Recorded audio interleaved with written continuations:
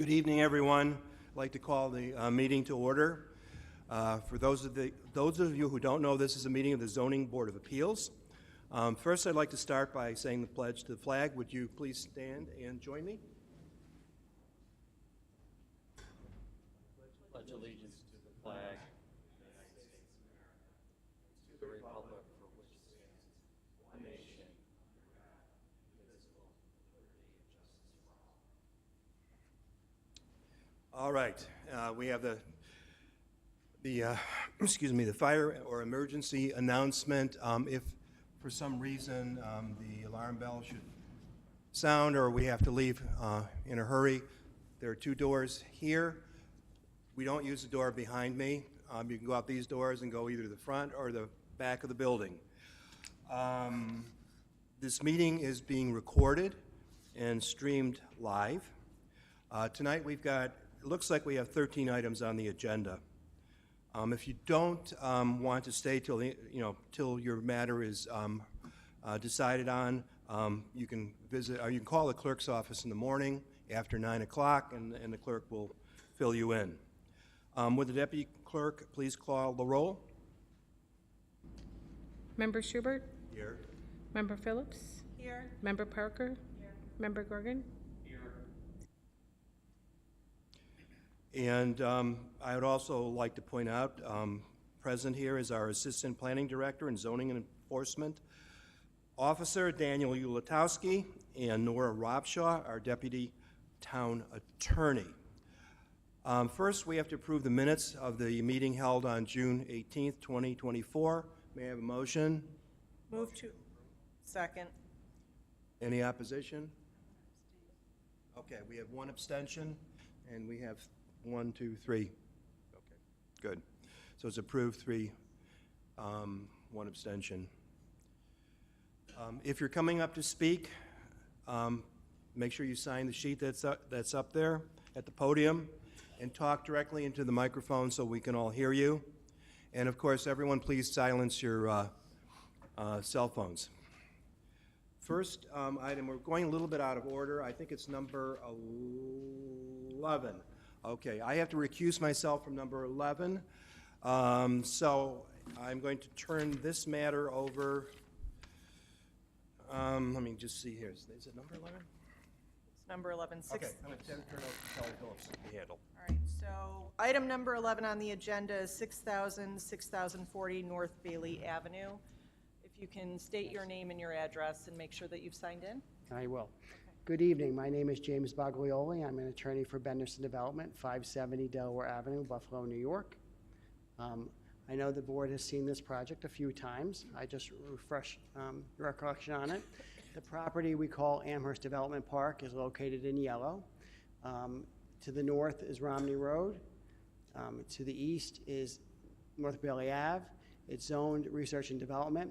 It's currently improved with 5 buildings across the site.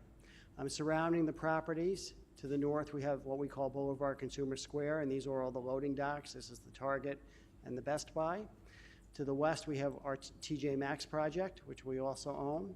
To the east we have Costco, Dick's, and the bank, which we also own. So we own all the surrounding properties to this, except to the south, which is an apartment complex. The area, as I noted, that we're seeking for the variances is located in the front, and that faces the rear of our site with the loading docks. Next slide, please. Benderson has an exciting new project here. We are relocating our entire headquarters and Delta Sonics headquarters to this site. It'll bring about 250 employees, our entire company, out to this site in Amherst from Buffalo. It'll also bring all of Delta Sonics warehousing and development to the back buildings in this site. So Benderson and Delta Sonic will use this as their office building, and they will use this entire area for their manufacturing, their warehousing, and their distribution. As part of that, bringing that many employees to the site, we need additional parking. The board has previously granted us a variance to add parking along the back and a variance to add parking along North Bailey Ave. At that time, we did seek this variance, but the parking was actually going into Romney Road. We took some time and met with the planning department and reworked the site plan to pull the parking back onto our property so we would not need a license from the town. As a result, at our closest point, we're .3 feet to the property line. Your town code requires 25. From the parking lot to the road, we're at 14.5 feet. So we do provide a setback in that area. I know the town zoning board has to apply the town law 267B3 balancing test, and that's the benefit to the applicant against the health, safety, and welfare of the community. The benefit here is significant. If we can't have enough parking, we can't come to the site. We can't use this site for our office headquarters, and we'd have to find another site. We do own this. It is a good reuse of this property. It will improve it. We don't believe there's any detriment to the health, safety, and welfare of this community because it faces the loading docks, and we own all the abutting properties that are impacted by this variance. Next slide, please. We did submit a letter going through the 5 criteria. I'm not going to read these. I'll just summarize. The first is whether there'll be an undesirable change in area character. I would say there's not in this case. There is 14.5 feet of green space between the parking lot and Romney Road. Benderson owns all the abutting properties, and the variance faces the rear loading docks. The variance is also consistent with the prior relief the zoning board gave for North Bailey, where you actually let us go into the roadway or the right-of-way over the property line, which is more than 0. The entire area is commercial, and in fact, Romney Road is actually used for a lot of truck traffic for the shopping center. Whether we can achieve the variance and any of the benefit without the variance, we can't in this case. There's no other room to add any other parking. We're now maxed out. We have worked with the planning department, and we had 6 feet that we could have added to the roadside, but the planning department wanted us to add a center meeting. If you could go back one slide, please, and I'll show you where that is. This is a 7-foot center meeting the planning department would like us to add to actually improve traffic safety within the site.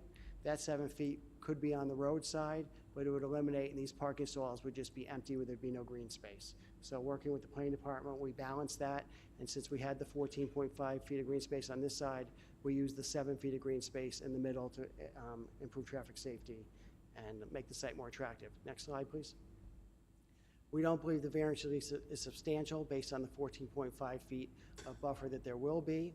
In any case, if you look at the case law I put in the letter, substantiality is on paper, there has to be a harm associated with that. We don't believe there's any harm.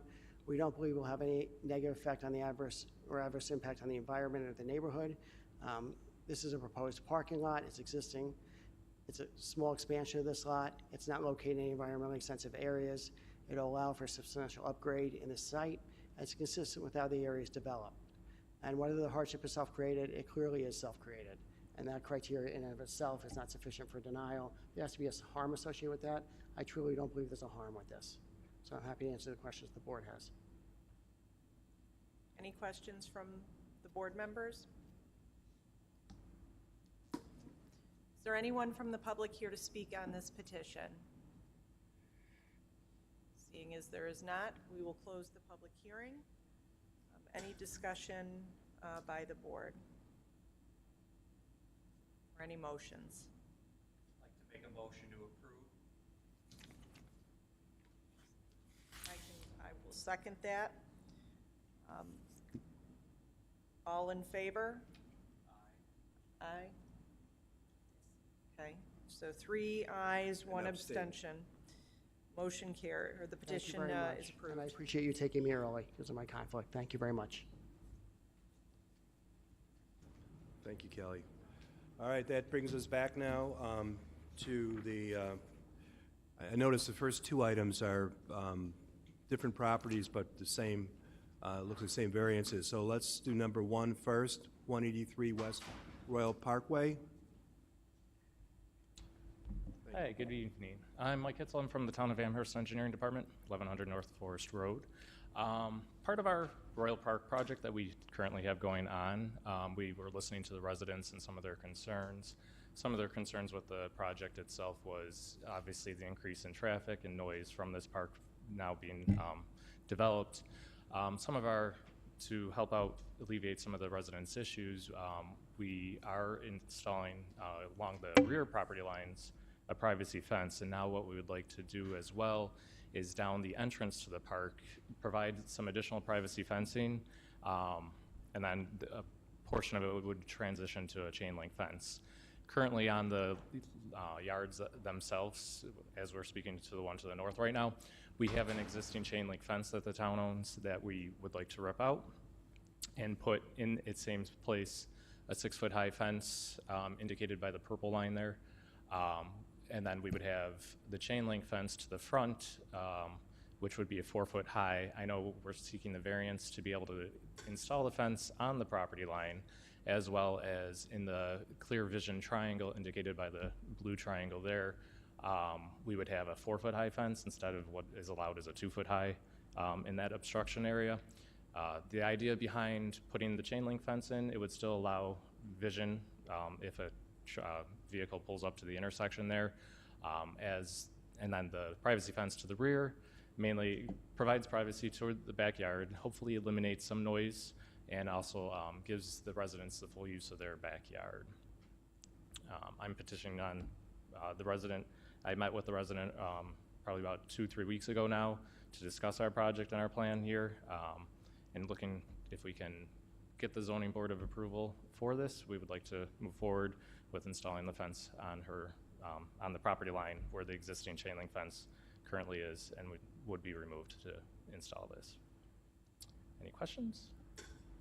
Board, any questions? No? Anyone want to make a motion? I'm sorry, thank you. Anyone from the audience would like to step forward and have anything to say about this, either for or against? Nope, then I'll close the public hearing, and then I'm ready for a motion. Motion to approve? Yeah, do it fast. All in favor? Aye. Opposed? Carried unanimously. Next one? Great. Yep. So same thing at 191 West Royal Parkway. You'll actually see that's the site of our house there. Same thing, installing the 6-foot high fence, keeping the clear vision triangle at 35 feet from the right of way with a 4-foot high chain link fence, so you could still see as a vehicle would exit or enter the park. Along the south, when I met with her, she was adamant about keeping her hedges, so that's shown on here as well. But along the back side would be the new privacy fence that's going up down the rear property line, or the north property line for her, would be the 6-foot high fence, and then transition to the 4-foot high chain link fence in the clear vision triangle. Mainly going to be mirroring the same side, so when you enter the park, it will also look consistent too. Any questions for this Board, side? questions? Anyone from the audience have anything to say? Okay. Hearing is closed. Motion, please. Motion to approve? All in favor? Aye. Opposed? Carried. Thank you. Thank you.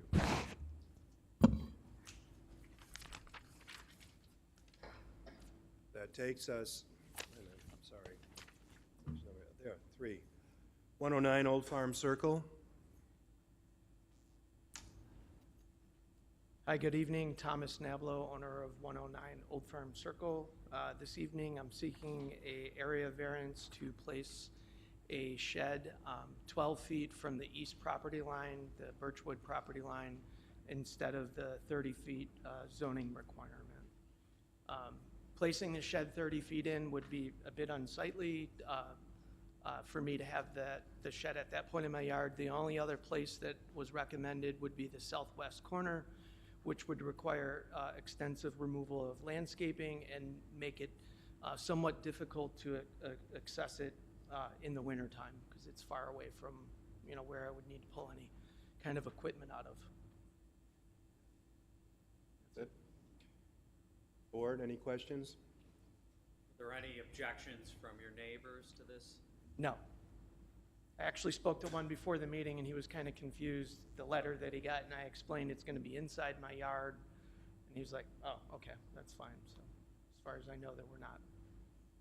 Okay. Anyone from the audience have anything to say? Hearing is closed. Do we have a motion, please? Second? All in favor? Aye.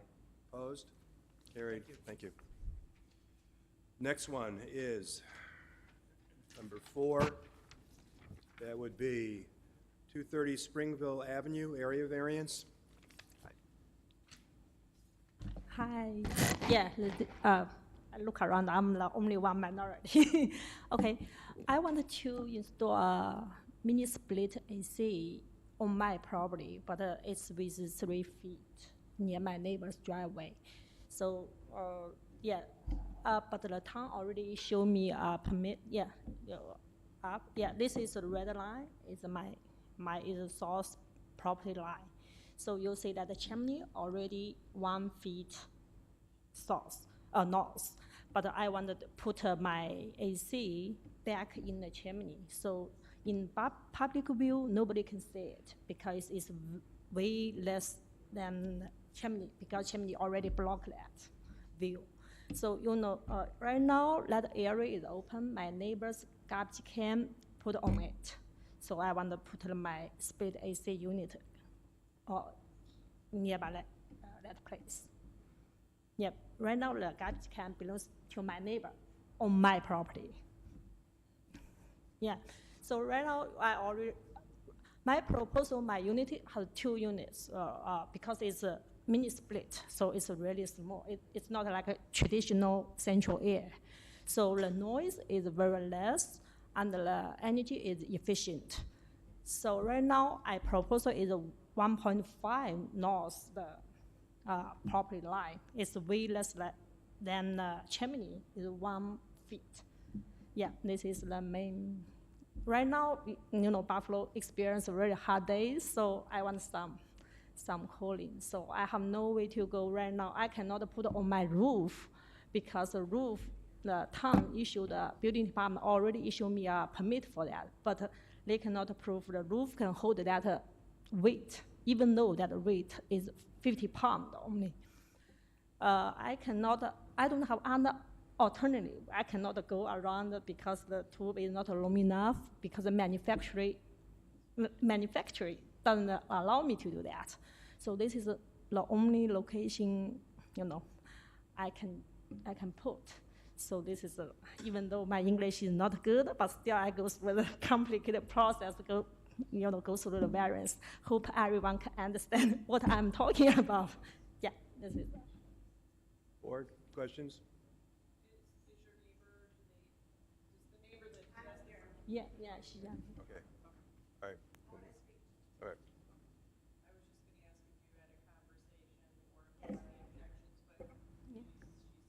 Okay. All right. And I just have one question. You're saying that these units won't be as wide as the chimney is? Oh no, way less, because it's not the traditional central air. It's I have the data for that. So how large, approximately how big is this unit? It's half wide like chimney, only half, yeah. Because it's a mini split, it's not popular here right now, but we want to try some new things and save the energy bill also. And the traditional AC is very expensive, but the mini split is more affordable, and the noise is way less, and the unit is smaller than the traditional central air. Yeah, it's very popular in Asia. Okay. Anyone from the audience want to speak on this? Come on up and just sign the sheet and tell us your name. Thank you.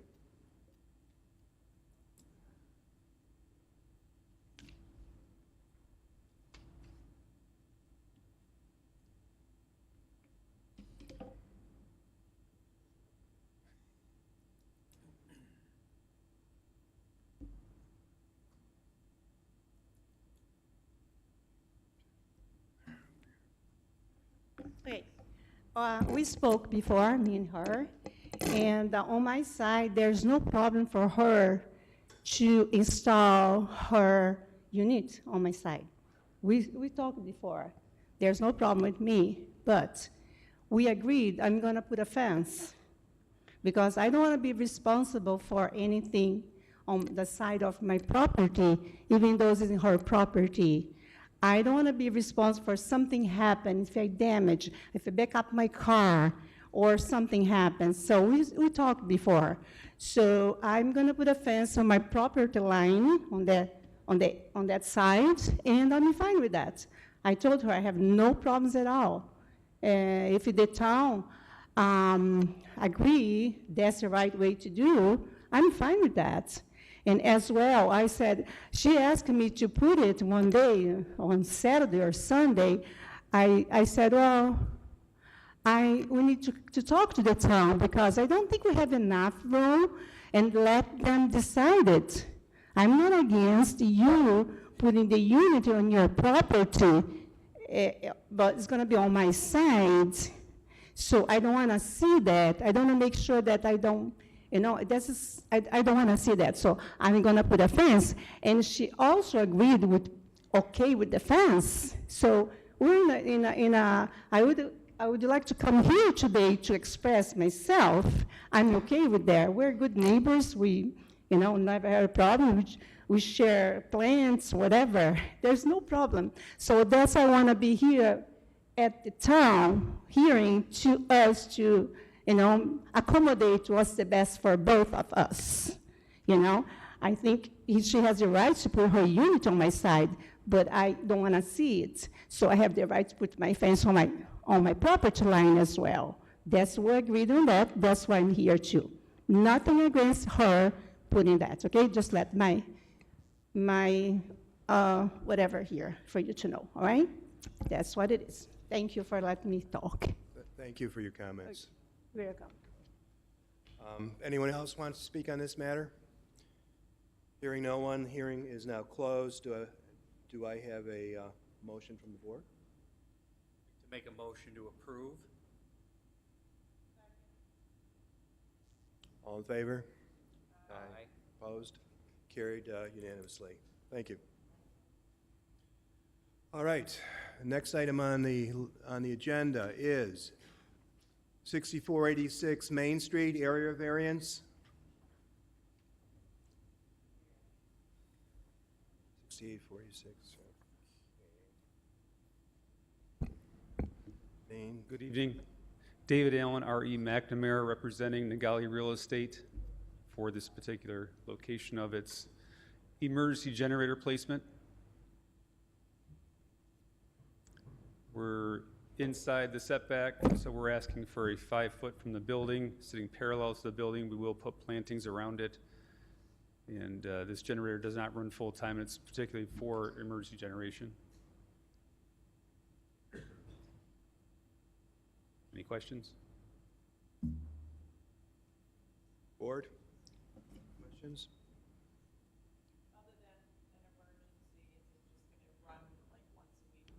Yeah, for its warranty purposes, it'll fire up into its own little generation just to maintain. Yes.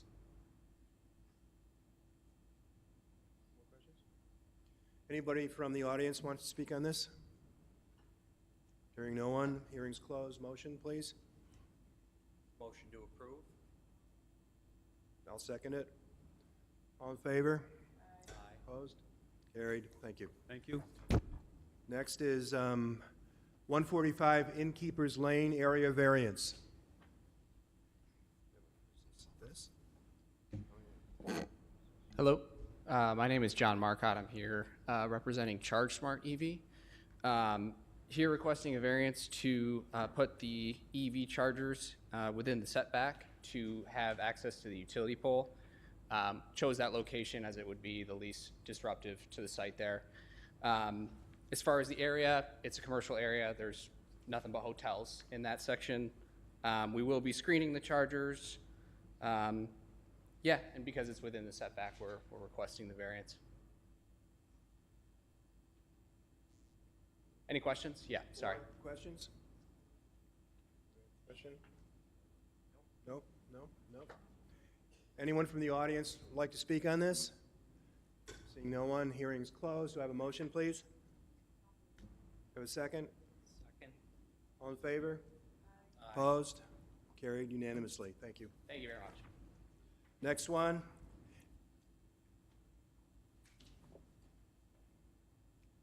.30 Indian Trail area variance. Welcome, Mr. Auerbach. Thank you. Good evening. Corey Auerbach from the law firm of Barclay Damon on behalf of Joe and Eileen Dash, owners of 30 Indian Trail. The request before you is for a fence height variance for a 6-foot fence within the required front yard. Based upon a innocent misunderstanding, the fence was installed at 6 feet height outside of the 30-foot front yard setback area. The fence was initially on a plan as part of a garage. A building permit was issued, although the fence, despite being on the plan, required separate permitting. The fence is very attractive. It screens in again, a new garage addition. We've submitted some documentation from the adjoining property owners, both next door and across the street. There is no negative impact associated with the proposal, and it provides significant screening for the applicant's garage. I did provide an analysis in our applications of the 267B3B balancing of interest test, and we would submit that the benefit to the applicant here far outweighs any detriment to the health, safety, and general welfare of the community. I provided an analysis of each of the 5 factors in my papers and be happy to answer any questions that you have. Questions? I have just one question. This fence is actually further away from the road than initially, say, approved. That's correct. Yeah, it was initially put at a 0 setback on the building plans that were submitted as part of the building permit application. When it was installed, Mr. Dash felt that having additional setback from the right-of-way would be beneficial, so it is set back approximately 16 feet from the paved portion of the right-of-way. Thank you. Board? Yeah.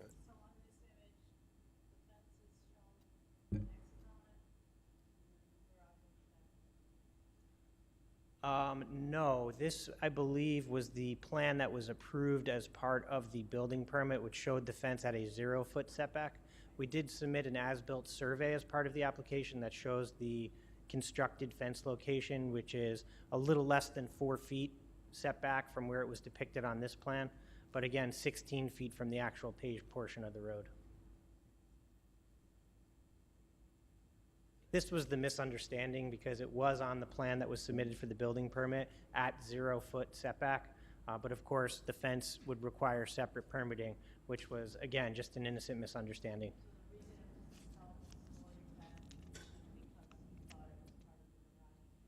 Exactly right. Yeah, the planning department will stipulate that the building department erroneously approved this as part of the permit for the garage. It was on the plan, so we'll stipulate that on behalf of the building department. They erroneously approved it. It was just a misunderstanding. Any other questions?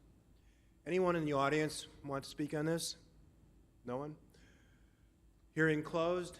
Thank you. Motion, please.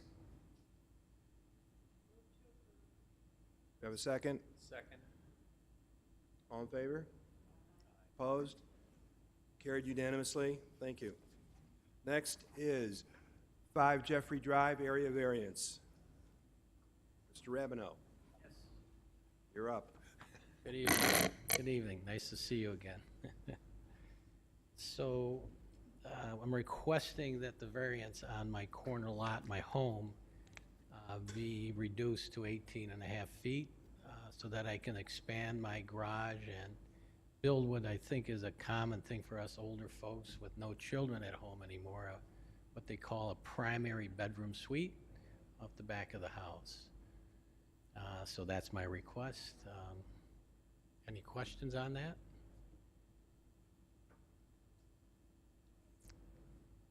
It's a pretty big addition. Anyone? Questions? Okay. All right. Anyone from the audience have anything to say on this? I have a neighbor here that... Yes, I saw the hand. Come on up and just sign your name and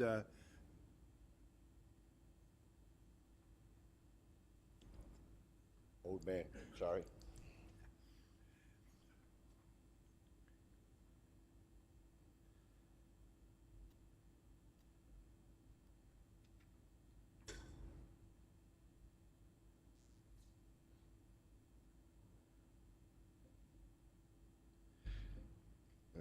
Yeah, good evening. My name's Dan Mikulowski. I've been a neighbor of Mr. Dirk for 23 years, living directly across the street from him. You couldn't ask for a better neighbor. Anybody that had him for a neighbor, has him for a neighbor, would be blessed. I see this man pull out of his driveway going to work, and he doesn't even go 100 feet, and he's parked in front of my house, and his driveway's over there. And he just gets out of his car to pick up trash off of the street and gets back in his car and drives on. I wouldn't do that. You know, I don't know if any one of you. I meant to talk to you about it. Yeah.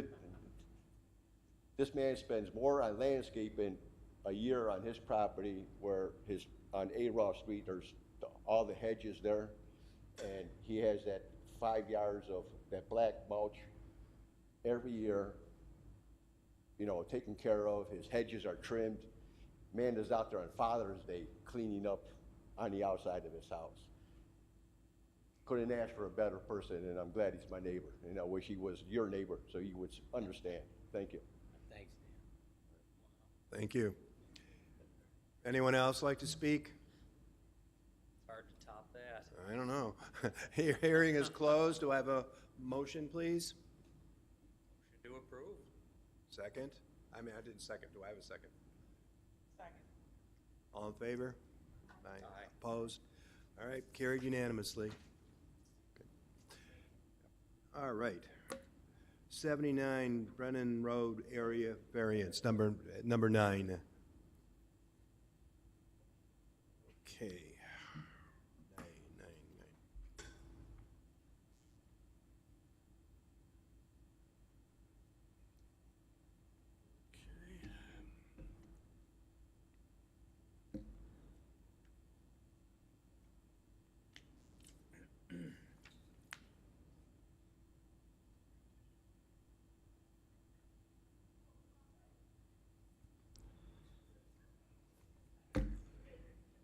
Good evening. I'm Bruce Ogrum, the owner at 79 Brennan Road.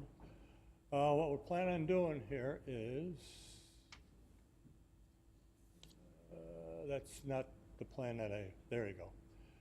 What we want to do is get a variance so I can build a addition off the back, which would be the bedroom there on the right. So that would give me a larger bedroom, would open up the other room so I could have a bathroom in there and a first floor laundry. As my wife and I are getting a little older, it's tough to go down in the basement for laundry. So we're trying, if we want to stay in the house, we're trying to get everything up on the first floor. So that's what we're looking for the variance for. Any questions? I actually have a question for, maybe Dan, you could help me with this. The house itself, the rear line of the house, if I'm reading this correctly, I probably am not. I don't know if that's a 19.74 or a 13.74, but this is just an extension of the side. Not on the side, it's on the back of the house. Oh, the back of the house. Got it. I'm sorry. Going up the back of the house. Wait a minute. Yes. No, what I meant was yes, exactly. You're correct. Just continuing the side of the house. My house is at 19 and a half feet from the lot line.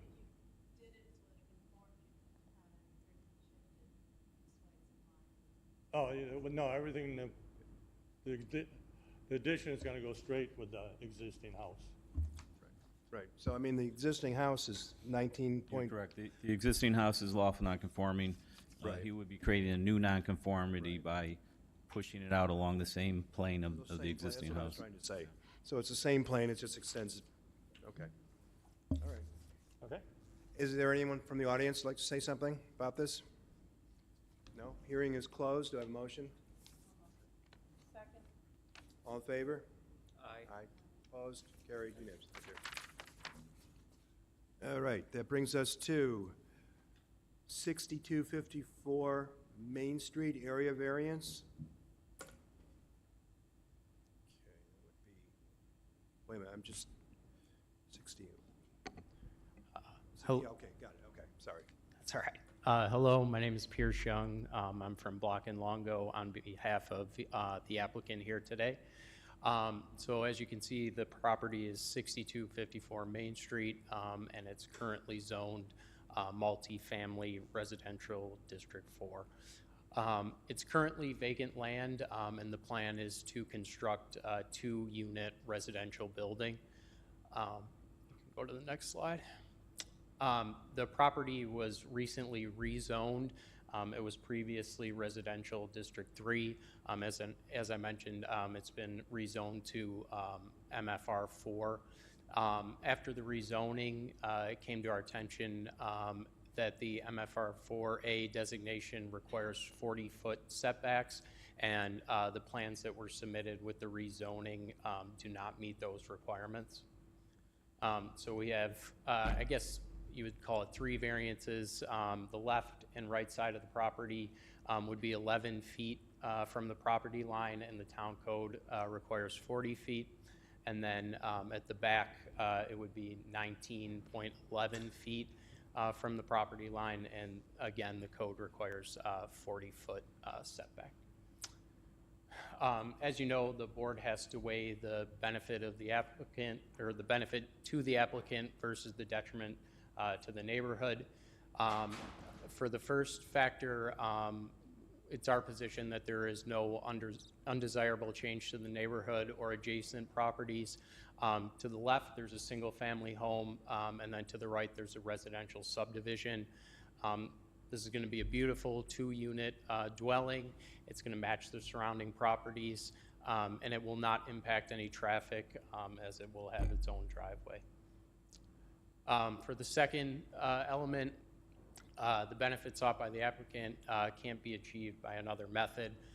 As I mentioned, the property was rezoned to accommodate this 2-unit building, and again, we were just made aware that it doesn't comply with the code. We would ask that the plans that were submitted during the rezoning process are honored here. The third applicant, or the third element, the benefit to the community is substantial. As I mentioned, there are numerous single-family homes around this property. This will just give a different option for, compared to the other single-family homes. Next slide. The variance will not have an adverse impact on the physical or environmental conditions in the neighborhood. Again, it's our position that it will fit in perfectly with the surrounding properties, and then there are no concerns with flooding, wildlife, or environmental factors. And then finally, the alleged difficulty was not self-created. The variance requested is due to an oversight during the rezoning process. And again, we would ask that the plans that were submitted and approved are honored here. Any questions?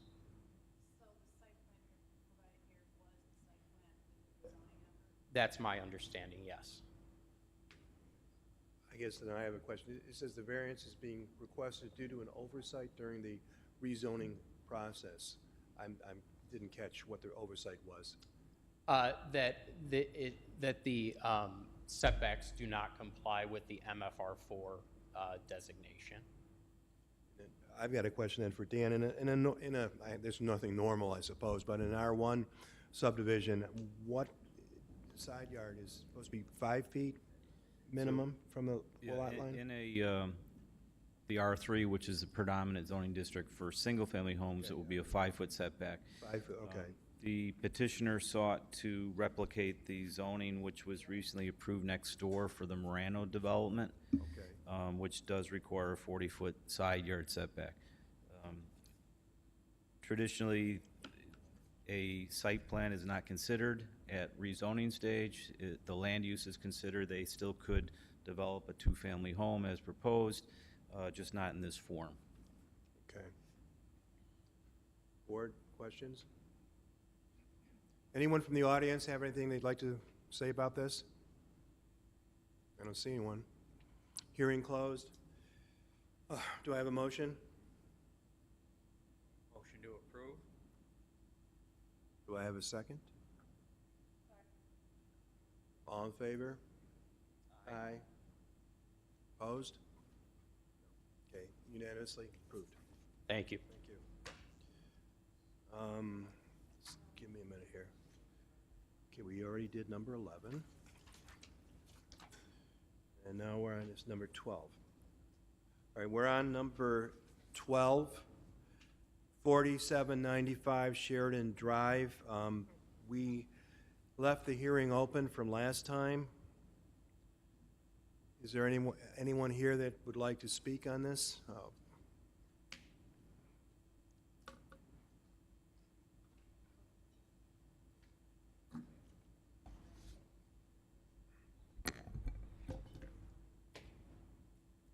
Yes, good afternoon, or good evening, Chairman Schubert, members of the Zoning Board of Appeals. Sean Hopkins on behalf of the applicant, RAS Development 1 LLC. As you'll recall, you previously held hearings in connection with the requested area variances, furtherance of the proposed multifamily project during both your May and June meetings. At your June meeting, you chose to leave the public hearing open, and as such, we've made some modifications to the project that we'd like to present this evening. I do want to note that, especially in connection with the environmental review of this project, you've received some pretty extensive documentation over the course of the past few days. As such, we're not asking you to issue a decision this evening. However, we're hoping that you will be in a position to close the public hearing, schedule a deadline for any additional submissions by either party, and then be in a position to vote during next month's meeting. I think we all remember the site located at 4795 Sheridan Drive. It's approximately 2.06 acres in size. It is properly zoned multifamily residential district. And there is currently one curb cut onto Sheridan Drive. We will be reutilizing that curb cut subject to jurisdiction of DOT. Next slide. It's a zoning map just to, again, remind everyone this site is zoned MFR 5 as well as the adjacent parcel to the west. That was done in connection with a project that was previously proposed consisting of condominiums for sale. That project never occurred due to a change in circumstances associated with the COVID-19 pandemic, and as such, the owner, Dr. Platt, of this parcel has entered into a contract with Mr. Savarino's entity to sell this land. I also want to remind everyone that directly next to us is that wide National Grid utility corridor, which is located here, directly to the east. Next slide. So we've now been at this quite a while, beginning with filing a variance application in April of this year. I do want to note, at the very first public hearing held on May 14th, concern was raised by the adjoining property owner about not having enough information. Since that time, we've made an effort to share that information with the adjoining property owner and now his counsel, Colin Knorr, who's here today. And all of the recent documentation that you've received has also been provided to him as well for his review and the review of his client as well. Next slide. So on the right-hand side is the plan we presented most recently on June 18th, and on the left-hand side with the orange border is the current plan. I'm going to highlight the changes we've made. Number one, we'll show you in a second. Primarily, Mr. Schubert expressed some concerns about the renderings we presented for the project during that June 18th meeting, so we did retain the services of Sutton Architecture to update those. We'll show you them in a second. Number two, we did modify the total number of residential units. We now have 24 units consisting of 14 two-unit buildings, or we have 24 units consisting of a two-story 14-unit building and also a two-story 10-unit building, which would be building number 2. So building number 1 has more units. Of those 24 units total, 10 of those will be one-bedroom units and 14 of them will be two-bedroom units. So a total of 38 total units, 38 total bedrooms. We've actually reduced it. We previously had some 3-bedroom units, and we were actually at 40 bedrooms. We went from 40 bedrooms to 38 bedrooms, which is important. The reason we did that is we did a more detailed survey of the marketplace, and right now in the town of Amherst and basically every community in Western New York, there's a high demand for 1-bedroom and 2-bedroom units, not as much demand for 3-bedroom units. Next slide. In addition, and I believe it was at the suggestion of Mr. Ulatowski, thank you very much, we did reach out to National Grid to try and make sure if it had any concerns, we address them proactively now rather than when we get to site plan approval. They did ask that building number 2 be moved 10 feet away from the on-site National Grid easement area, so we've accommodated that change. Rob thought it would be nicer to add some additional green space in front of both the buildings, so we've added 3 additional feet of green space in front of both buildings number 1 and buildings number 2. We did remove the detached garage building, and then finally, number of parking spaces we currently have is 52 parking spaces for the 24 units, so we exceed the parking requirement by 4 spaces, and of course we have 10 one-bedroom units, so we're very comfortable that the 52 parking spaces will be adequate. We certainly acknowledge There is no available off-site parking here along Sheridan Drive or anywhere in the immediate vicinity. So we need to be very comfortable with the number of parking spaces. Our concern we had relative to the single-story garage was that people might lease that space and then use it for storage. We've seen that occur. That, if that happened over the course of several of those garage bays, could cause problems. So instead, we eliminated it. Instead, are going to focus on landscaping and screening along the west property line, which is located here. I would note that we've shown pretty extensive green space and landscaping here, along with the 6-foot fence. It starts back at the 35-foot right-of-way and goes all the way back to approximately here to try and screen the view from the adjoining property owner. And of course, recognizing it's a 2-story building, but screen at least the first floor view. Next slide. So this is the elevation plan, the color photograph that we presented during your meeting on June 18th. Just keep in mind this for a second before we show you what we've done. And it was basically viewed as being somewhat cookie cutter. While it does have some vertical and horizontal relief, we were quite confident we could do better, and that's what we've done over the course of the past few weeks. Next slide. And this is the updated version. So you can see we've added diverse materials. We've added a bump out here. We've upgraded garage doors, updated the doors to the units, updated the columns, put stone base along the buildings, put a covered entrance because we all know we have inclement weather here, bulked up the terrace, the patios, and the balconies and the patios, et cetera, et cetera. So we've really come a long way in terms of the architecture of this building. Next slide. Can you go back to the prior one Sure. just for a second, prior picture? That's what you originally presented. Yeah, so that's what we actually presented you on June 18th. And that was a photograph. And again, I think what we've done is do something that's much more consistent with character and at a pretty substantial additional cost.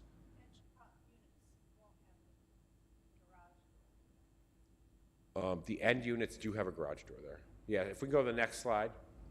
So see, it's just now been made so it's actually a nice looking garage door. So there's townhomes on the ends, and those will have garage doors. So each building has 2 garage spaces within the building. Next slide. This is a view looking from a different angle. So just to highlight what we've done, we have added additional vertical and horizontal relief. We've certainly enhanced the building materials. We're showing heavy gauge shake compression siding, horizontal banding, composite stone, not only along the base, but along those columns and above the covered entranceway. We've added ornamental louvers and bulked up or banded window trim. So the approximate cost of those upgrades compared to the previous plan is $250,000. So it's a big additional cost, but we do agree it's worth it. We want this project to stand the test of time, and it's certainly going to look very nice on the site with this updated appearance. Next slide.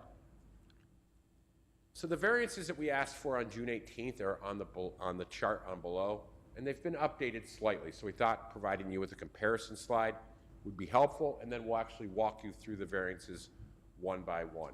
So the first one is the front yard setback of building number 2, which is the building closest to Sheridan Drive, located on the northeastern portion of the project site. Under the previous layout, the requirement was 25.60 feet. That's now been increased to 26.02 feet, simply a change of about 5 inches. Variance number 2, side yard setback on the east of building 2, that same building that's located on the northeastern portion of the site. Previously, we were at 24.66 feet from the National Grid utility corridor. We're now at 35 feet again because National Grid asked us to increase that by 10 feet to ensure that our buildings are 10 feet away from the on-site easement area, not just their property line, but from their portion of the easement that encroaches onto the site. Lot area previously required 2.12 acres. Now we need 2.23 acres. That's simply because we've increased the number of units from 22 to 24, but because we've gotten rid of the 3-bedroom units and replaced those with more 1-bedroom units, the actual number of bedrooms has actually reduced from 40 previously proposed to 38. And then the final variance, variance number 4, deals with the separation between the front of the buildings and the pavement. We need to make sure that we're within 15 feet at the very maximum per Appendix D of the Fire Code. We were previously at 6 feet. We're now at 9 feet, again, because of Rob's decision voluntarily to increase the amount of green space in front of both of the buildings. Next slide. We'll walk you through those one by one. So area variance number 1, you can see they're highlighted in red, now at 26.02 feet, but when actually reality measured from the edge of the pavement of Sheridan Drive is at 45.52 feet. Next slide. Variance number 2, the east side yard setback of building number 2, 35 feet proposed based on a mean building height of 27.58 feet. And as I indicated previously, that setback increased by 10 feet based on the input received from National Grid. Next slide. Lot area requirement is, or the maximum is 2.05 based on the number of units we're proposing, the number of bedrooms per unit, and we're at 2.23. Again, I want to highlight the fact that that additional $250,000 in cost for the enhanced architecture required us to kind of look at the breakdown of the bedrooms again, and we've decided that the better mix is 10 one-bedroom units and 14 two-bedroom units rather than the larger three-bedroom units. Next slide. Variance number 4, previously the green space in front of the buildings was at 6 feet. We've now increased it to 9 feet, and we are making sure that we comply with Appendix D of the Fire Code in terms of where fire trucks need to be to fight fires from the front side of the building. This is one of those instances where there's a contradiction between the zoning code and the fire code, and this similar relief has been granted by the board in the past. Next slide. So obviously, our request for area variances is governed by the balancing test and the 5 criteria set forth in New York State Town Law, Section 267B3B. We think we've specified that in great detail within not only the previous presentations given to this board, but also within our amended variance application. With that being said, I'm going to highlight the key points. We think there's substantial benefits that will be received by the applicant if the requested relief is granted. On the other hand, we do not believe there are any detriments associated with the requested relief. And keep in mind, detriments means not the project, detriments means the variances. I think there's been some confusion by some of the residents. We've certainly improved the project layout on 2 separate occasions based on the input received during the public hearings. Criteria number 1, whether an undesirable change will be produced in the character of the neighborhood or detriment to nearby properties. As I've indicated before, the site is properly zoned. We've reduced it down to 38 bedrooms from the 40 bedrooms we previously proposed. We've updated and enhanced the architecture and appearance of the building, and we're fine with you imposing some type of condition that requires the appearance to be generally consistent. We're also showing extensive landscaping, including a solid 6-foot fence along the west side of the project site that's adjacent to the home at 4785 Sheridan Drive, which, while it's a single-family home, is zoned MFR 5, which is multifamily residential district 5. Next slide. Criteria number 2, whether there's some alternative that would allow us to receive the benefits we're seeking without the need for the requested relief. And no, the answer is there isn't specifically. And second, it's also important to point out that in terms of the increase of the building setback variance from the east property line for building number 2, that's only based on input we received from National Grid. Criteria number 3, whether the requested area variances are substantial. And the key inquiry here is whether any harm will result. And it's our position, no harm will result from the granting of the modified variances that we're seeking this evening. It's also important to note that by eliminating that garage, changing the mixture of the units, we now have 52 on-site parking spaces for 24 units and 38 bedrooms. So we're very comfortable with the adequacy of the on-site parking. Criteria number 4, whether the requested area variances will have an adverse effect or impact on the physical or environmental conditions in the neighborhood. I think the answer to that is no. We have submitted numerous reports and studies in connection with the environmental review of this project pursuant to the State Environmental Quality Review Act. We've specifically made an effort to avoid any adverse impacts to Ellicott Creek or the regulated floodway or regulated 100-year floodplain that's located on the rear or northern portion of the site. And ultimately, we believe you're in a position that you will be able to issue a negative declaration. Then the final criteria, which cannot be determinative, is whether the alleged difficulty was self-created. In this instance, we do acknowledge we're familiar with the MFR 5 zoning code, and while the site does have some physical constraints, that one criteria probably can be viewed as going against us, meaning it is the result of an alleged difficulty that's self-created. Nonetheless, if you look at the balancing test And the remaining 4 criteria, criteria number 1 through 4, we do believe it provides you with ample justification for granting the requested relief. Next slide. Because this project is an unlisted action pursuant to seeker, it does trigger the need for you to issue a seeker determination. We've provided extensive documentation, which we believe supports the issuance of a negative declaration, which I'm going to highlight quickly. We did submit an amended Part 1 of the full environmental assessment form with our amended application. The project is an unlisted action. We also submitted an amended waterfront consistency determination form. That's required because the back portion of the site, or the southern portion, constitutes Ellicott Creek. We do think, based on the updated architectural plans prepared by Dave Sutton of Sutton Architecture, that this project will be consistent with community character. It's also important to note this project will not be done if you grant the requested relief. The next step will be to seek site plan approval from the planning board, at which time the planning board and a wide assortment of town departments will ensure compliance with applicable standards for stormwater, landscaping, lighting, et cetera, et cetera. And then finally on this slide, we did submit a geotechnical report prepared by Empire Geoservices. I don't believe that was part of our original submission, but it now has been supplemented with respect to the record in front of you. Next slide. So one of the topics that did come up during the previous public hearings was traffic impacts, and specifically the adequacy of the sight lines at that existing driveway onto Sheridan Drive. And I believe it was Mr. Ulatowski who suggested maybe that's a topic we should look at further. We've now done that. So Sheridan Drive is a 4-lane highway that, as of 2019, had 31,757 daily vehicular trips. By way of comparison, I believe last time I saw Main Street is at approximately 55,000. So it is a heavily traveled highway. There are certainly roadways in Amherst that are busier.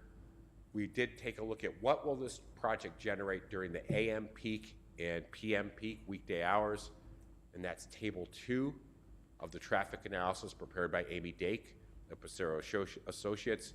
This project will generate a total of 30 trips during the AM peak hour and 30 trips during the PM peak.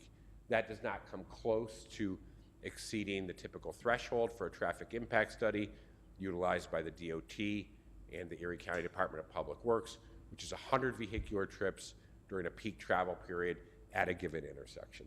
So we're way below that. And then secondly, and more important, the issue that came up with sight lines. So the American Association of State Highway and Transportation Officials has recommendations or guidelines for sight lines for new projects or existing projects. The posted speed limit on Sheridan Drive is 45 miles an hour. Does everyone drive 45 miles an hour? Absolutely not. But for purposes of their analysis, pursuant to those standards, use a design speed of 50 miles an hour.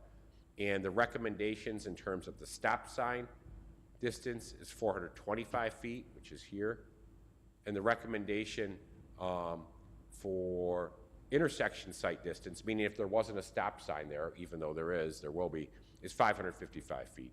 And you can see both looking to the left, which is to the west, and looking to the right, which is the east, we exceed 700 feet.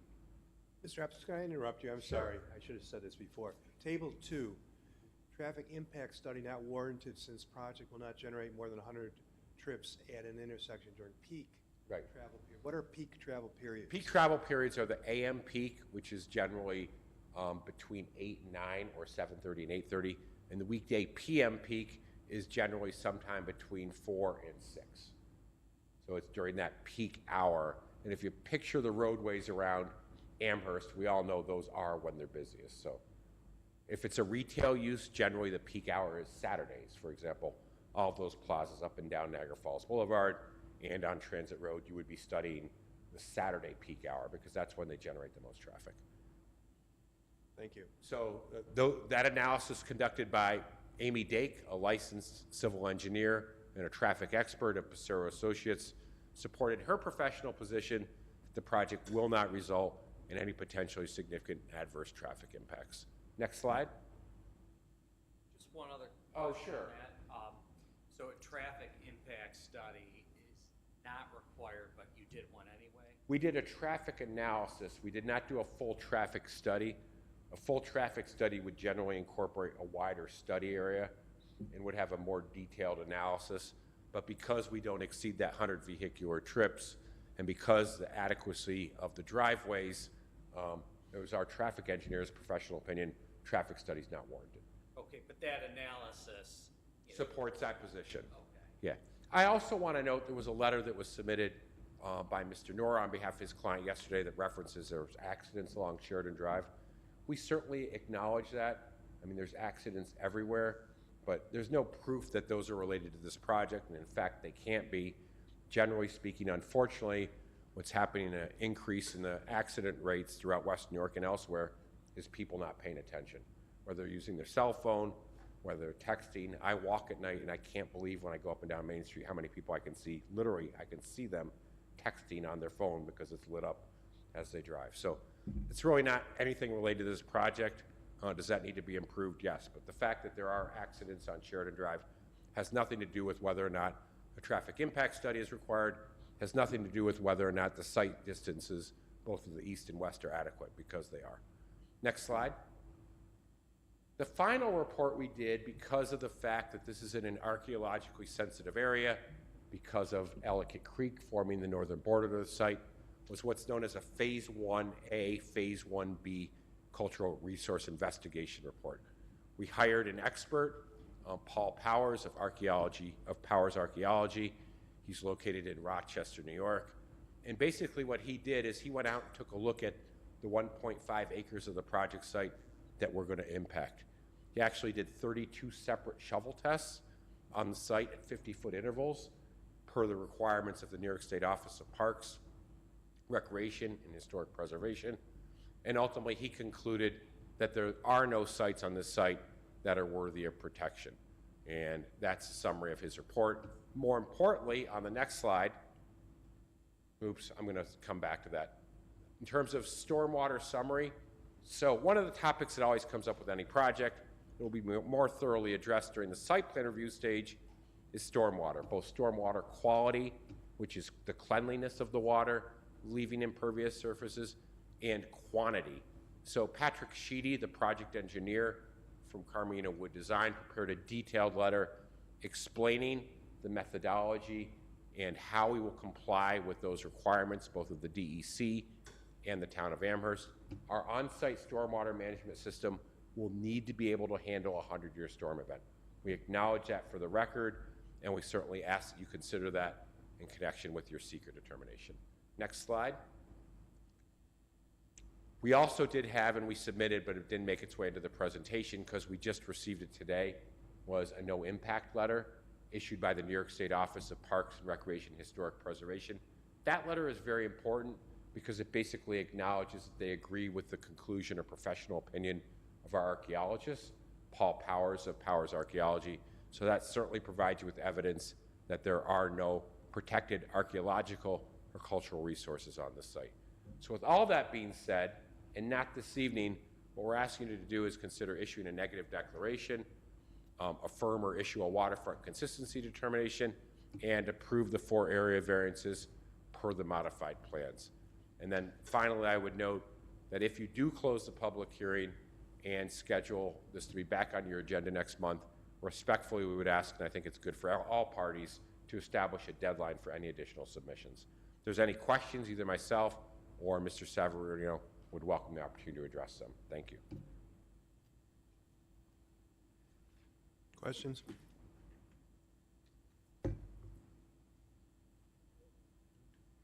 Anyone from the audience like to speak on this?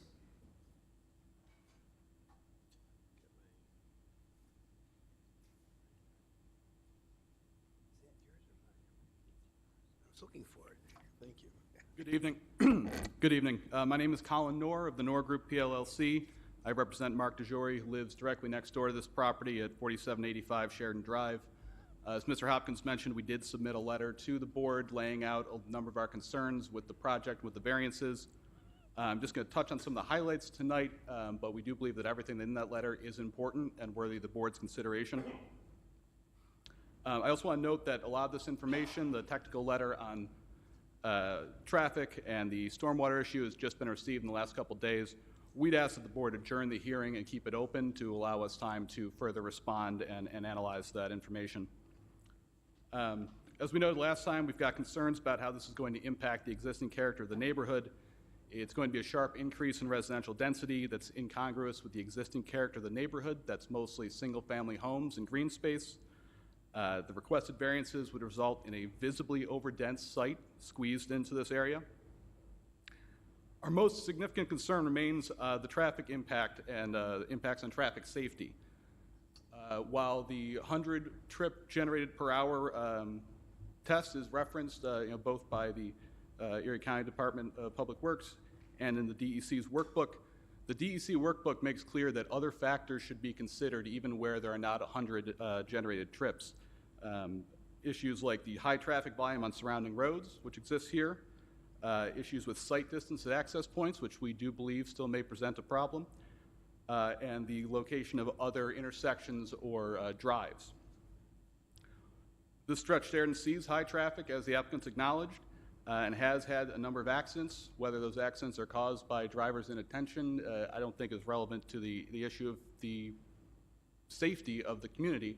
If people are driving distracted, then perhaps they do need to have a better traffic system, and we need to be more concerned about these traffic issues. There are a number of drives in the direct area: Castlebrook Lane, Troydale Way, the driveways for Park Country Club and other residences.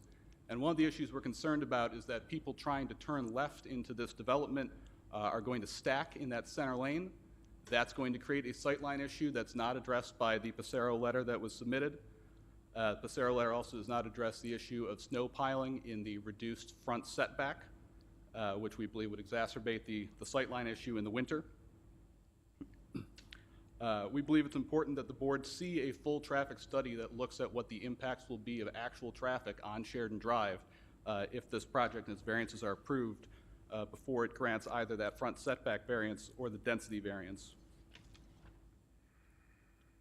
We're also concerned that the review of this project is not accounted for the townhome development proposed across the street at 4774 to 4780 Sheridan Drive. That's currently with the planning board. The town of Amherst's attachment to the full environmental assessment form, applicant acknowledged the ownership of that property, but stated that they were not aware of any current or future plans or intentions by others to develop property within 1,000 feet of this site. The townhomes across the road are within 300 feet.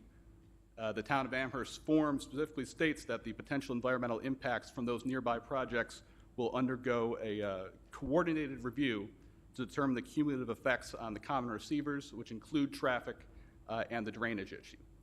Review of this project has to take into account those townhomes, and there must be a coordinated review. The applicant and its engineers have asserted that the concerns about adverse impacts will be resolved when they go to the planning board. The ZBA has its own distinct powers and responsibilities. It cannot be asked to defer to the planning board. If there is additional information the applicant believes will show that there are no adverse effects or impacts, that should be submitted to this board, and this board should be allowed to review it and make its own decision. That would be the specific plan and engineer's report for addressing the stormwater runoff as opposed to the broad strokes plan that's been presented, and again, the traffic study.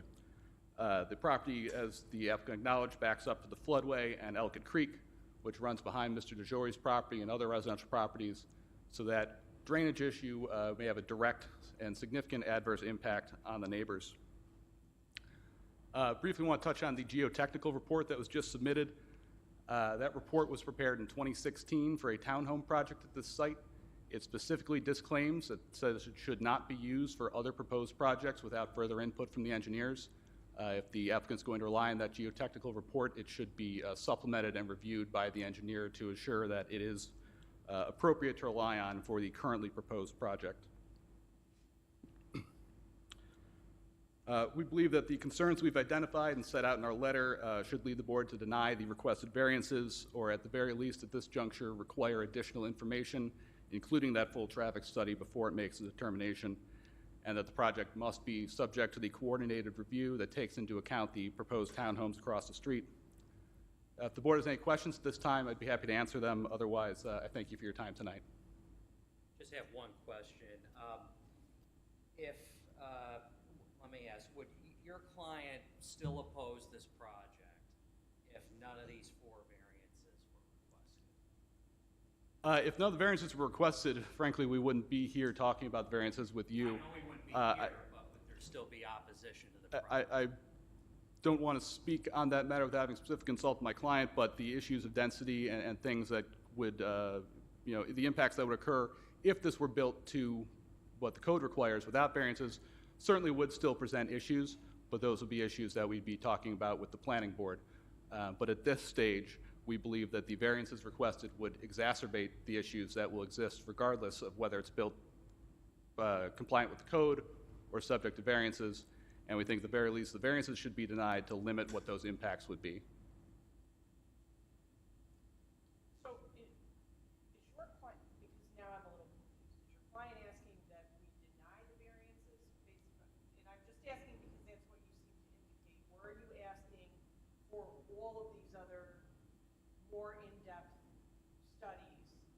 What are you asking for? What is your client looking for? And my second question is let's just say there were all these things, all these additional studies, and I think you take issue with the fact that you don't consider them to be official. Is that fair to say? I'm sorry, I'm not sure I understand that. So like the geotechnical report, the traffic study, even though the petitioner privately paid for those and went a little bit beyond, I think, what was required on his part to have those done, is your beef or your client's beef is those aren't official? It's not that they aren't official. With the geotechnical report, the engineers put in that document that it should not be used for a project other than the townhomes that were proposed in 2016, and that it should be reviewed again before it's relied upon. That's the engineering position. Thank you for bringing that to my attention. But with the other ones? And the traffic letter that was proposed is insufficient because it's not, as the applicant acknowledged, a full traffic impact study that will look at the actual traffic on the road. They essentially took some assumptions based on what the known capacity of the road is, the number of units that are being proposed, the speed limits on the road, and reached those conclusions without actually looking at the realities that would be uncovered if a full traffic impact study was performed. And if a full impact study is performed and it basically comes out to be the same as the study that was just done, the survey, is your client going to continue to oppose and kind of, is he still going to be on this charted path? It's hard to say in the hypothetical. We would have to look at what the full traffic study says and advocate our position as to what we think the impact would be on the community. But at that point, both my client and the board would have more information and be able to make a better informed decision about these variances. Okay. Anyone else from the audience want to speak on this? Yes, come on up.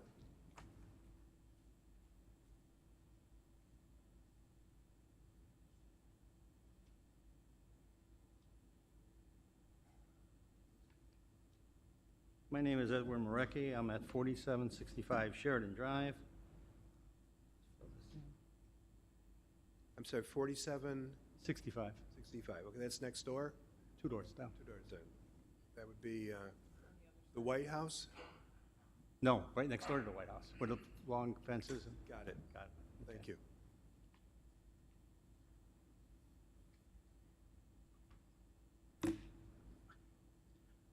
I know Mr. Severino.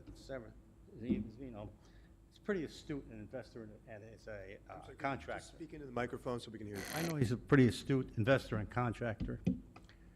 When he originally went into contract with Dr. Pratt for this property, he specifically, they told us, specifically outlined that he will not buy this property, okay, if variances are given to him.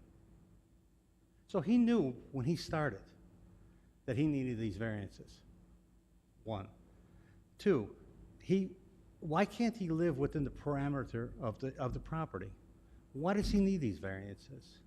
Maybe he needs to make the property smaller. He comes in here, it's like a shell game. This is what I'm noticing as an individual. Comes in here at 26 units. The last time it was 22 units. Now it's 24 units. The property's still the same square footage. Okay? That's my concern. We're playing a game of let's do 3 bedrooms, let's do 2 bedrooms, let's do 1 bedroom. But the property's still the same square footage. Live within the parameter of the property. That's my concern. If it, My question's the same. Would you still oppose this project even if 4 variances were not requested? probably not, because we can't do anything about it, because that's how the property is zoned, and there's nothing we could do about it. So why would I oppose it if there's nothing I could do about it? Let's not make a mistake and further the mistake. That's my concern. The mistake was the property was rezoned from a residential property, turned into, supposed to be condos.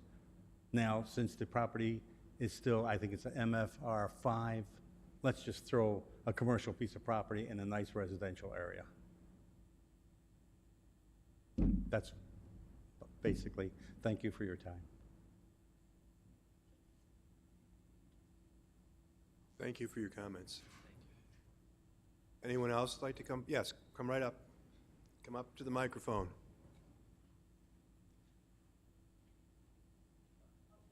I'll be quick.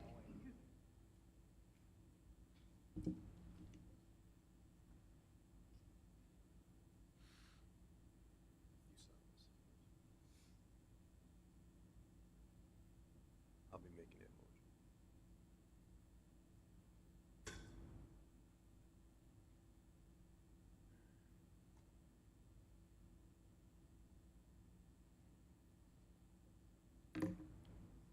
I have lived on Castlebrook Lane since 1992. Sorry, are you Mrs. Wanamaker?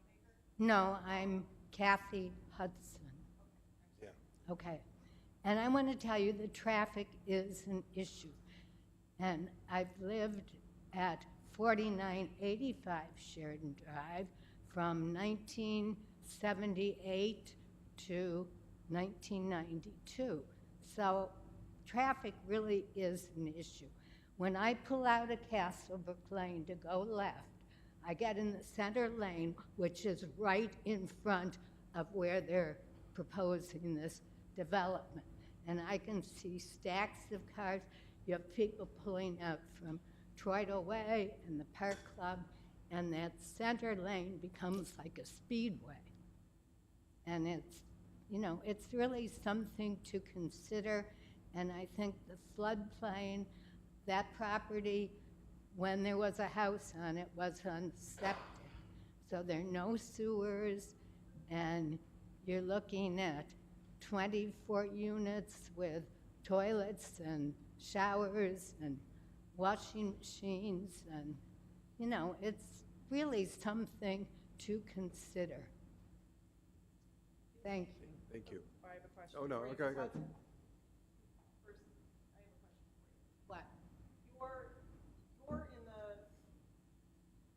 the property that would be between this development and Park Country Club, right? Yes, next to the Park Country Club and National Grid's Right. property. And how long have you been there? At Castlebrook since October of '92.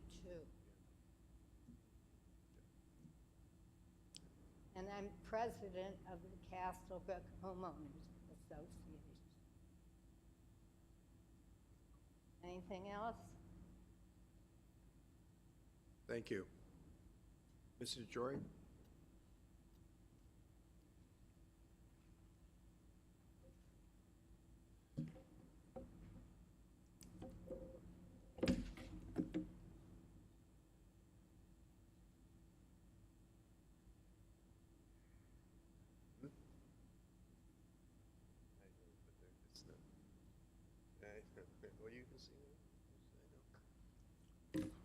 Mark DeJory, 4785 Sheridan Drive. I'm property that's directly to the west of the proposed property.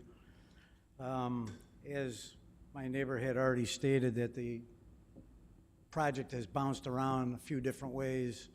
One of the things I'd like to bring up now is that they're going to take down the garage, which was going to shield some of the privacy on that section. that's basically where we live, on that side. So there's gonna be cars, I think there's 50-some cars that they had mentioned, pulling in there, the headlights of the cars, the noise of the cars. So that's another new addition there. No one has mentioned the back side of building number 2 is gonna be totally exposed coming down Sheridan, going west on Sheridan. That, all the dressing is gonna be on the front of the buildings, the back of the buildings, who knows what those are gonna look like? Is that gonna be like a pretty raw building on the back of that? And I'm not sure if there was any mention of the runoff. It's a floodplain at the, directly on the back of the building on number 1. So I'm not sure if that needs to be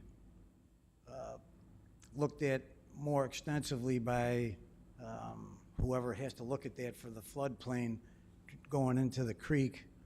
I don't know if it makes a difference, but that's a state highway, so I don't know if when you do a development on a state highway, that has to be approved. But to answer your question, Ms. Phillips, if the project could be done within the parameters of what the town says that it can be done over there, again, I have to agree with my neighbor Ed that there's really nothing that we could do.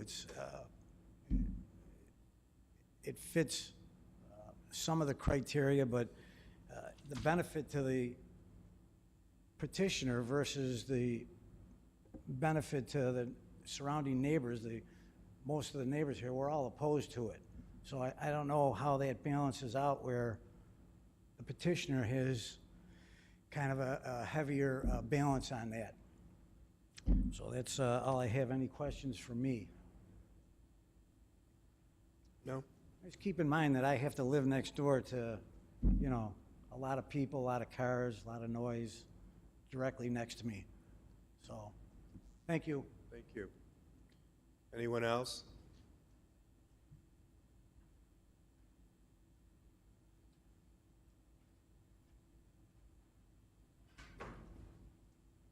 So I'm going to do my best to reply to some of the concerns that were raised very, very briefly.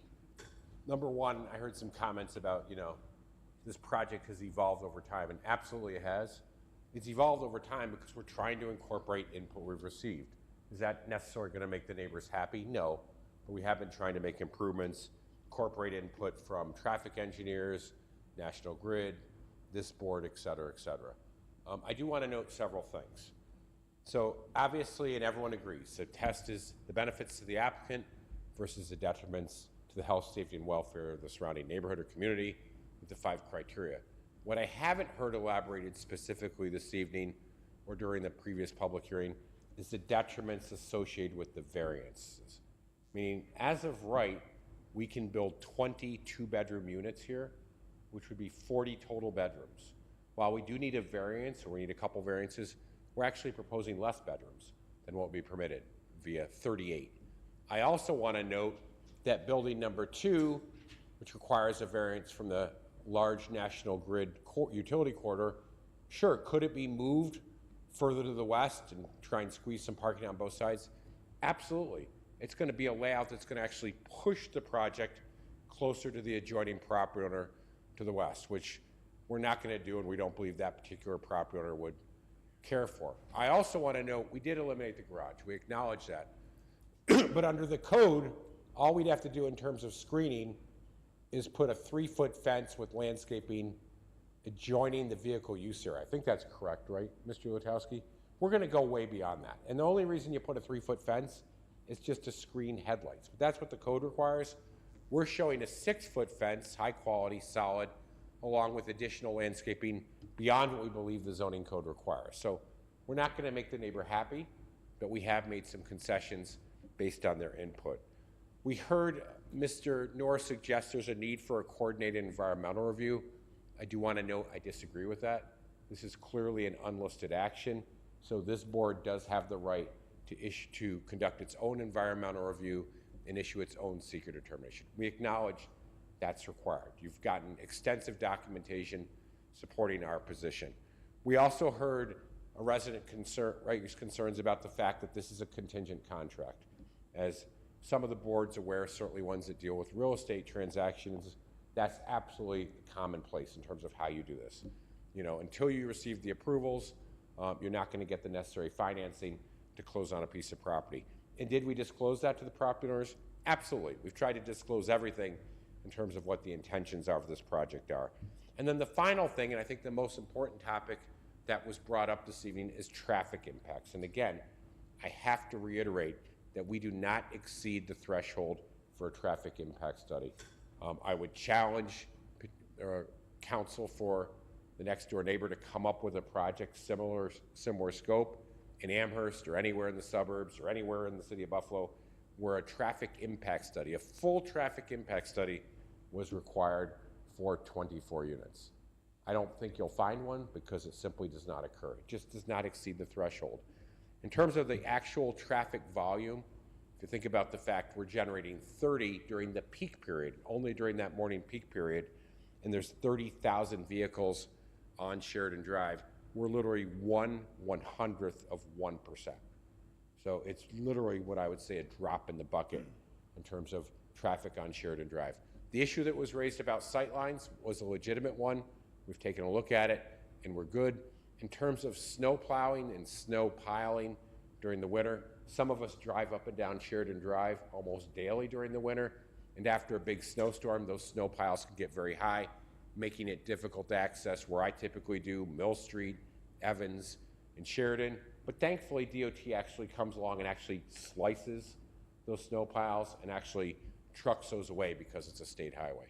So again, we think we've addressed the concerns. We are asking that at your next meeting, you issue a negative declaration and approve the requested variances. And I think it would be in everyone's best interest that we establish a deadline for any additional submissions. Thank you. I have a question. Sure. Because it's been brought up a couple times. If you built this project the way the code allowed you to without variances, how many residents do you project would live there? We would have 22 bedroom units. But how many residents? So, I mean, you typically have, you're going to get some people in 2-bedroom units that's one person. Right. Because they want the home office, they want the guest room. But it would be probably in the range of 30 to 40. 30 to 40 if you built it according to, without. Yeah, I think it would be allowed 22 bedroom units without the lot area variance. What are you looking at with the variances? So instead of 40 bedrooms, we have 38 bedrooms, so it's going to be at least slightly less. And that's because we have more 1-bedroom units. So what I'm looking at is number of bodies. Right, number of bodies, and actually keep in mind, under the previous plan, we had 4 3-bedroom units. I realize that. Those are probably going to attract more than 2 people. Typically, that's where you'll see some children. So under the previous plan we presented in June, we probably have closer to 40 to 45 residents. And I would say under this plan, at maximum with 38 bedrooms, we're probably at about 35 residents. And again, that's based on my experience and Rob's experience with these types of projects. So if you, because we can't discriminate. right, so if you built without any variances at all, you would have more bodies, We would have less units, but for sure we'd have more residents, yes. which would affect traffic and all that sort of It stuff. would, it would. Anyone else from the audience want to speak? Well, I do want to make one other point. So counsel for the adjoining property owner suggested that we're asking you to defer environmental impacts to the future. Absolutely not. We've provided you with extensive environmental documentation. We want you to take the required hard look at that documentation, and I don't believe anything's missing. Besides their claim that they believe there should be a full traffic impact study, our claim, and more importantly, the claim of our licensed traffic engineer with 3 decades of experience is it's not warranted, and that's consistent with applicable standards. So, thank you. Anyone else want, yeah, come on.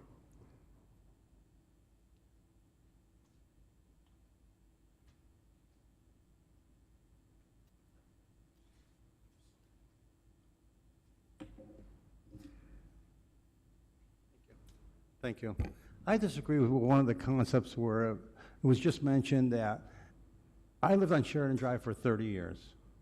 I'm the one who shovels in front of the property and the sidewalks. I've never saw where the state comes in and levels the piles. those piles get extremely high.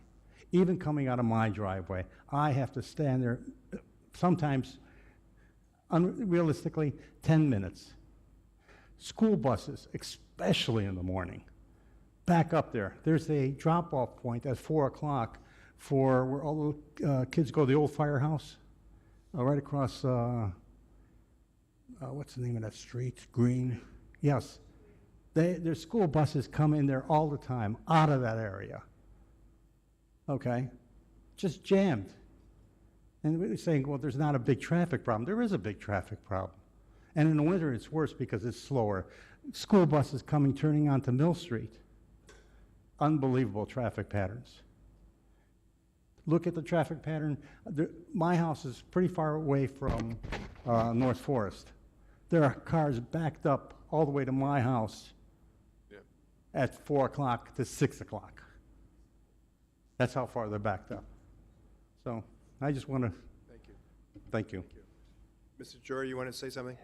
Please come up to the microphone so it can be recorded.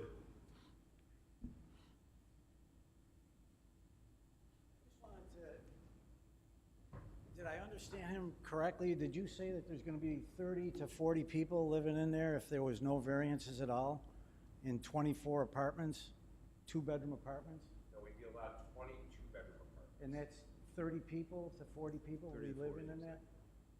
How do you figure that? I said 35 to 40. That doesn't make any sense. Two-bedroom people, there's going to be 50 to 70 people living in those apartments. At the two-bedroom, if you're going to have a husband, a wife, and a child, there's not one person that's going to live in a two-bedroom, not the majority of it. There's going to be multiple people in there, so that number is way off. Thank you. I'm just curious, Speak in the microphone, please. Wait, just speak in the microphone, please. what do you And plan? address us. What do you plan to do with the property that goes down to the creek? You want me to come up? and Yeah, answer that? go ahead, come on, yeah. That's in back of the back of the building. So, Sean Hopkins, again, here's Ellicott Creek. Here's the 100-year floodway.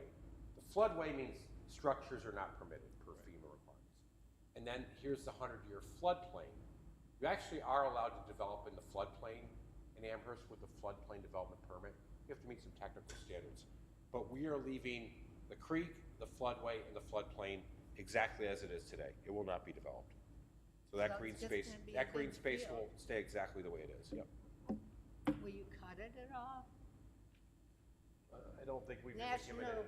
I don't think we've given any thought to that. Comes in and I don't think they cut the cuts. back of the site. They do. Well, not Well, back not here. with the, They cut over here. yeah, the trees are very thick along the creek, and I believe the Right, you can see town the trees are has there. an easement The town would have, the town that has you a. don't have the right to disturb. Yeah, we're not that disturbing it, property. yeah. We have no intention of disturbing, taking down trees or disturbing the back part of the site. So meaning, all the way from here back, one of the benefits is, will stay the way it is. And if you go back there, I have to rather acknowledge, you can't even tell you're near Sheridan Drive because the difference in the grade, you're on the creek, it's a really cool site. Okay, thank you. Thank you. Anyone else? At this time, I'm going to make a motion. I don't think we're in a position tonight to make a decision. And what I'd like to do is, first of all, have a motion to close the hearing. The hearing's closed. And allow anyone that wants to submit anything to us 10 days. That would expire on the 23rd, Friday the 23rd at 5 p.m. The submission can be made to the town clerk, either opposing or in favor of these variances. And then I would like to adjourn this matter to our next meeting, which is September 17th, 2024 at 6:30 p.m. So basically, we're closing the hearing. The motion is closing the hearing, allowing anyone that wants to submit any testimony, anything, 10 days to do so to the town clerk. That would expire on the 23rd, and adjourn this matter to the next meeting so that we can actually have some time to go over a lot of the stuff that's come in just recently, within the last couple days. Do I have a second to that? And don't ask me to repeat it. I'd like to second Mr. Schubert's motion. Is there any discussion before we go ahead and vote on it? Anyone have any? No? I just think we need, just so we're very thorough, that we review everything that we need to review, and we allow an opportunity to anyone that wants to submit anything to us to do so. Okay? All in favor? Aye. Opposed? Carried unanimously. All right, that would then take us to 9 Turnberry. I understand that is that withdrawn or just gone? We communicated with the petitioner and the applicant, who was the petitioner's daughter, that if they did not participate this evening, we would ask that the zoning board remove the matter from agenda. They chose not to participate. I've driven by the premises, and they've just re-erected a 6-foot-high fence, so there is no longer a need. I would recommend that a motion be made to remove it from agenda. I'll make the motion to remove number 13, which is 9 Turnberry Drive, the area variance. I make a motion to remove that from our agenda in that no one has appeared, and and the fact that they've already put up a 6-foot fence, which is allowed. Second? Okay. All in favor? Opposed? Carried. Can I then have a motion to adjourn? As I said, our next meeting is September 17th at 6:30. Get a motion to adjourn? Second. Okay. Unanimous. Thank you, everybody.